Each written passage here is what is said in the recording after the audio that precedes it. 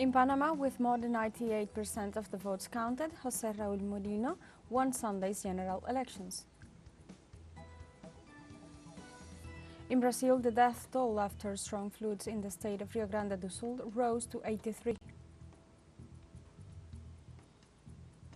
And Hamas accepts the latest ceasefire proposal for the Gaza Strip put forward by the mediating countries Qatar and Egypt.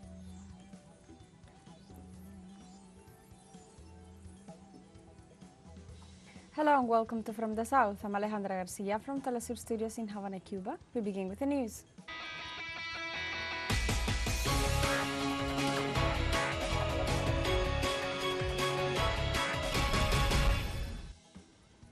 In Panama, candidate José Raul Mulino is the president-elect after leading in the May 5th elections.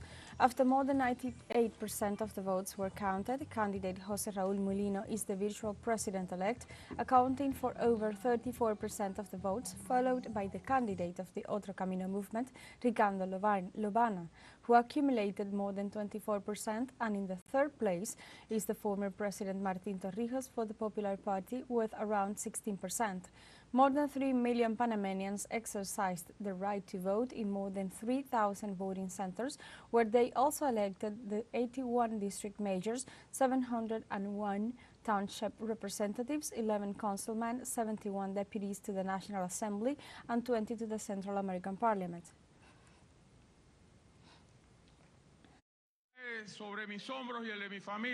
It falls on my shoulders, and that of my family, the greatest responsibility that any Panamanian can have, or feel, to lead the destiny of the Panamanian nation starting next July 1st, that is a gigantic task, in a situation where the most important thing of this political campaign was to identify myself with that feeling, and that clamor of the irreducible majorities of the country that trusted in our proposal because they had hopes of getting out of the hole in which the last 10 years have put them. In addition, Panama's president-elect José Raul Mulino said he will promote a pro-investment and pro-private enterprise government. We will promote a pro-investment, pro-private enterprise government. We cannot forget those who are hungry, those who have a job, and those who need drinking water throughout the country every day. These are very big challenges, but we will face the challenges with decision and leadership, which is what this country lacks. In Venezuela, the pollster Ideadatos published its most recent opinion poll, according to which President Nicolás Maduro would win the elections to be held on July 28th. The survey highlights that the president triples in voting intentions the candidate of the unitary platform, Edmundo González Urrutia. In fact, it points out that 52.70% of the voters would vote for Maduro, followed by Edmundo González Urrutia, who accumulates a support of 18.70%. According to the survey, 46% of those polled sympathize with the PSUV and the Great Patriotic Poll, 13% with the unitary platform, 8% with the other opposition parties. Ideadatos conducted the survey between April 29th and May 3rd. The study was made on the basis of a sample of 1,600 people in the whole territory, with a sampling error of +less 3%.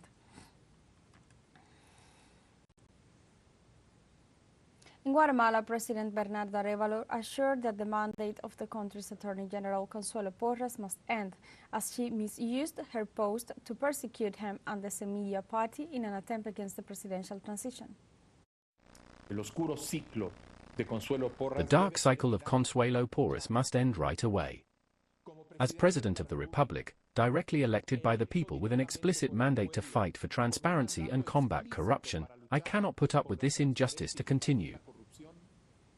In that regard, the Guatemalan head of state announced that on Sunday he presented to Congress a legal reform that would allow to oust the Attorney General. I decided to present to the Congress of the Republic an initiative to reform the organic law of the public ministry, which will open the way for the Attorney General to be accountable to the people of Guatemala and their representatives, and to be removed from her position within the framework of the law.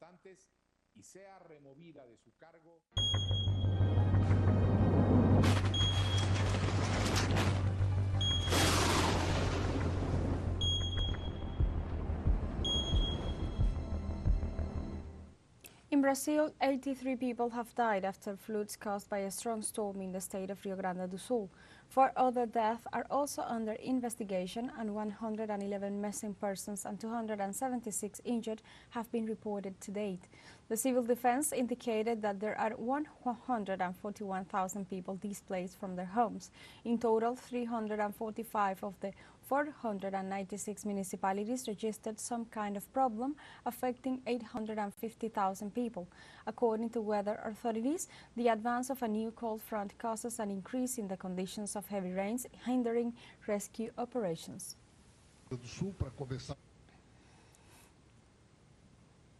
In this context, President Luis Inácio Lula da Silva assured that the federal government has intensified actions to assist those affected by the rains and reconstruction in Rio Grande do Sul after the rainfall that affected the state. Earlier, the president flew over the affected areas accompanied by a delegation of ministers to define resources and extraordinary measures to recover the state after the natural disaster. Lula also pointed out that immediate humanitarian aid will be distributed to all those affected.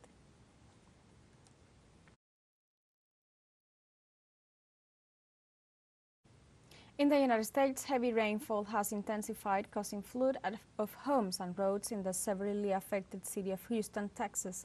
A flood warning remained in effect throughout the weekend for several locations in southeast Texas as authorities conducted search and rescue efforts. Among the victims was a child who died near Fort Worth when the vehicle he was riding in with 2 adults got swept away in flood water. Heavy rain has decreased by Monday, still according to forecasts from the National Weather Service. Moderate to major river flooding will remain a concern in the area through the next several days. Oh, the water come up. I moved up the hill. I moved everything out of down there. Okay. I moved my camper up there, and I've been staying at my friend's house. Let's take a short break, but remember you can join us on TikTok at teleSUR English, where you will find news in different formats, news updates, and more. All the stories coming up. Stay with us.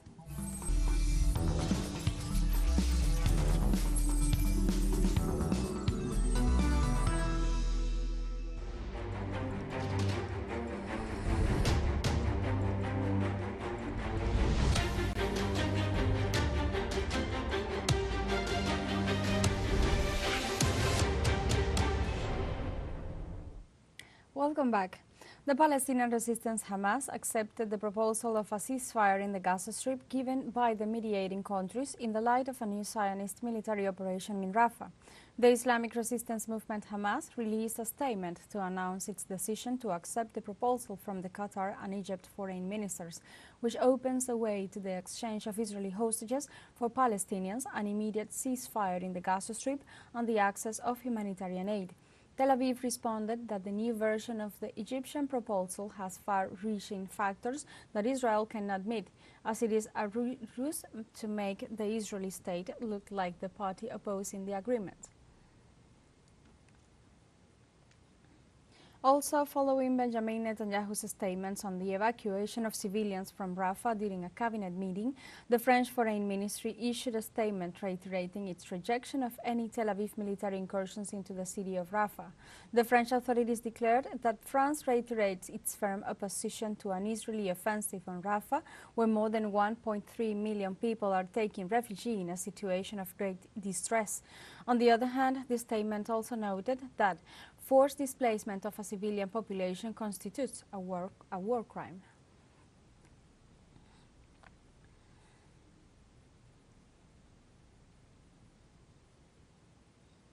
In this context, the United Nations Agency for Palestine Refugees, UNRWA, condemned the possible Israeli ground operation in Rafah, south of the Gaza Strip. Through its account on X, the agency pointed out that an Israeli offensive in Rafah would mean more suffering and civilian death, highlighting that the consequences could be devastating for 1.4 million people. Precisely, the statement assured that the agency will maintain its presence in Rafah for as long as possible and will continue to provide vital assistance to the people.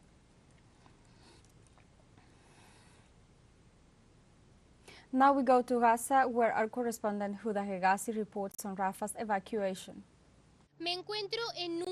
I'm standing on one of the main streets in the governorate of Rafah in the southern Gaza Strip.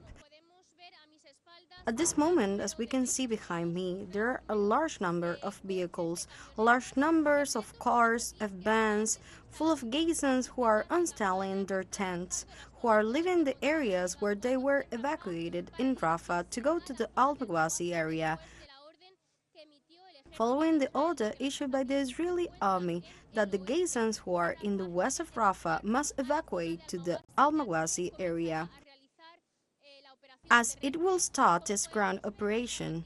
As we can see, the Gazans are taking with them their floor sacks, their mattresses, the things they use while installed in tents in order to set them up again in the Al-Maghwazi area. And as we can see, the roads are full of Gazans. Now we will talk to one of the Gazans who is starting to evacuate. We are going to the Sultan and we don't know what to do, we are going blindly, directionless. The Jews made fun of US, they forced US to come to Rafah and look now, I wish we had not listened to them, now we are on the move again, look at our stuff.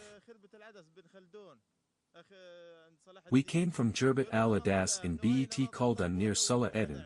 They had told US that it was a safe area and they started shooting with F-16 with phosphorus, with smoke all around.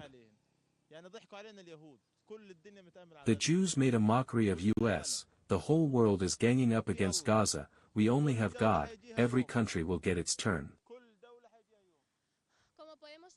As we can see, they had evacuated and settled in the area of Harbat al-Adas due to Israel's claim that it was a safe area, and now again, after this warning, they have had to evacuate to another area. These Gazans also tell us that they didn't know what to do. They didn't know where they will go, but they have had to leave the area where they were installed because Israel has already begun to bombard it with F-16 missiles, tear gas and phosphorus bombs in an attempt to force people out to the western part of the Rafah governorate in order to start the land incursion as soon as possible. In Bangladesh, thousands of students rally in the capital Dhaka in solidarity with Palestinians in Gaza and with pro-Palestinian students' protests around the world. The massive demonstration was called by the ruling Awami League Party's student wing. It follows similar rallies held by university students worldwide calling for an immediate ceasefire and the entry of humanitarian aid to Gaza. Bangladeshi students condemned the strong repression and arbitrary arrests of their counterparts in U.S. university campuses. Demonstrators also called for the Israeli government to be held accountable for its actions in Gaza. From Columbia University to Tulane University, from the City University of New York to the University of California, students defy intimidation and repression, demanding divestment from the arms that fuel the machinery of oppression and genocide. The way the Israeli forces are conducting atrocities upon the general people of Palestine, starting from the children to the women, the way they are bombing the women, the children, and the hospitals, the way they are conducting aggression, the way they are occupying the Palestinian land, it's completely against humanity. We are here today to protest against these crimes against humanity. We have a final short break coming up, but before we invite you to join our WhatsApp community for our English-speaking audience. You can scan the QR code on screen to join directly and share the link to reach more people. Constant news coverage of Latin America and the Caribbean as well as the rest of the world. Stay connected and informed with teleSUR. Final short break. Don't go away.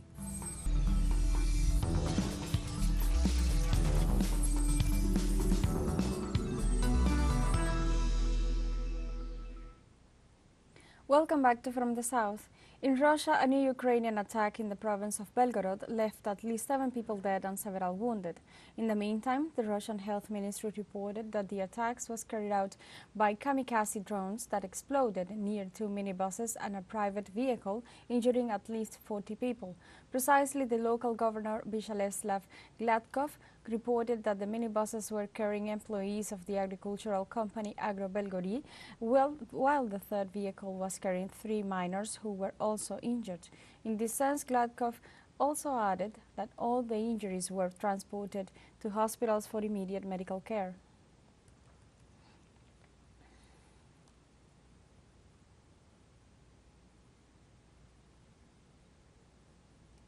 In Germany, hundreds gathered in front of the Brandenburg Gate in Berlin to reject the recent attacks and aggressions against politicians during election campaigns. The large demonstration occurs following Friday's hospitalization of Matthias Eck, Social Democratic deputy and candidate to the European elections next June 9th. Authorities stressed that the aggression was perpetrated by a group of 20-year-olds from the far right who beat the politician with blunt objects. In the early hours of Sunday morning, police confirmed that a 70-year-old young man turned himself in to the authorities after confessing his involvement in the attack.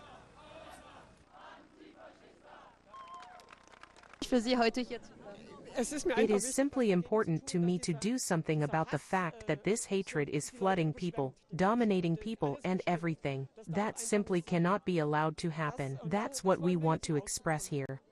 I think we are seeing in very concrete terms that the climate is drifting further and further away. Hatred and hate speech are the order of the day, and politicians are also on the rise. And far-right voices are also playing a big part in this.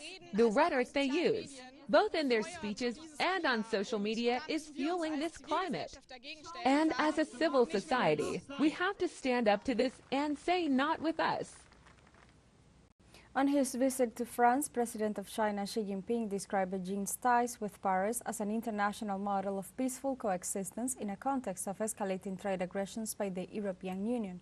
President Xi Jinping arrived Sunday in Paris as part of his tour through Europe, in addition to celebrating the 60th anniversary of diplomatic relations between both nations.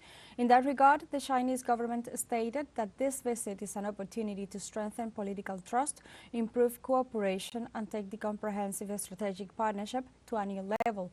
The goal of China is to boost a dialogue with allied nations amid escalating financial aggressions from Western countries.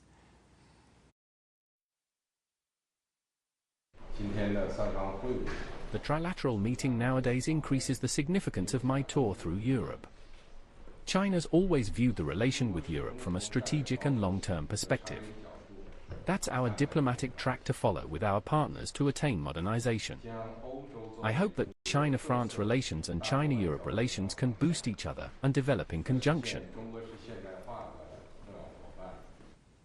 The President of France, Emmanuel Macron, and the head of the European Commission, Ursula von der Leyen, issued statements attaching importance to strengthen relations with China. It's crystal clear the international situation requires more than ever this Euro-Chinese dialogue, and, as I said recently while talking about Europe, we are at a turning point of our history, which forces us to face and overcome structural difficulties. The European Union and China bet on good relations, and given the global weight of China, our engagement is key to ensure mutual respect, to avoid misunderstandings, and to find out solutions to global challenges. The Belen and the Olympic Flame continue their journey across the Mediterranean, sailing off the coast of Corsica. The Flame will arrive in the Marseille on May 8th. The Olympic Flame began Saturday its journey to France on board of the historic ship, leaving the Greek ports of Paros after spending the night at the French embassy in Athens. The event organizers want to ensure the biggest event in the world plays an accelerating role in addressing the crucial questions of our time.